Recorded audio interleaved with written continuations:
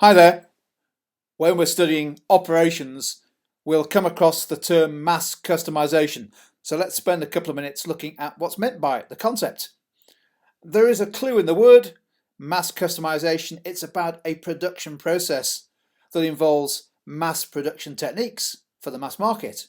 However, the key here is that the customization element enables the output to be tailored to a larger or lesser extent based on the specific requirements of the customer. So where did it all start? It's often said that Levi Strauss, with its original spin jeans, was perhaps the first, certainly one of the best known examples of mass customization 20 years ago. They ran that for 5 or 6 years and then closed it down, but then relaunched mass customization, having learned the marketing lessons to launch Curve ID, which is its current program. You may have ordered or customized your own personal computer or laptop from the likes of Dell. Again, one of the pioneers of mass customization. And similarly in the sports market, Nike have been a leader in customization, mass customization for almost 20 years. You design what the product looks like, they then make it to that exact specification and then keep you informed as your personalized product goes through the production process.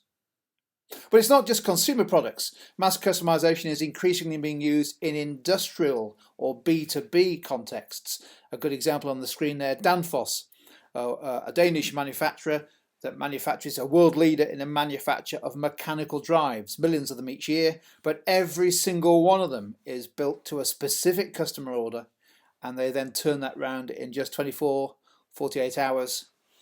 And a great advantage of that is that they don't have to build drives for stock. All the drives are tailored to the specific customer requirements. And that hints therefore at some of the benefits of mass customization. The key is you're combining the benefits of mass production and economies of scale, therefore low unit costs, with a product that has elements of personalization and therefore potentially much greater value added from the customer point of view.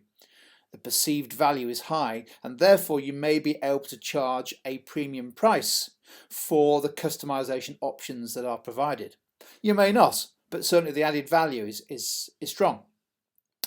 Clearly, if you do mass customization right and well, and consistently well, it is a way of differentiating your offer from other mass market producers, because it's not easy to do well.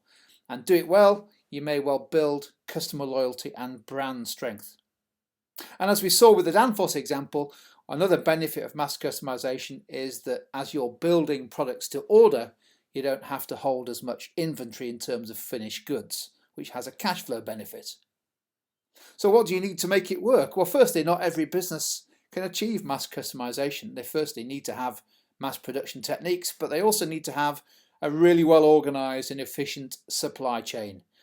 Mass customization is about very close integration and collaboration with suppliers. And it's also about leading use of digital technology, automation, as well as having fairly flexible production capability to be able to take that tailored customer order and allow it to flow through the production process in good time so that the customer isn't disappointed.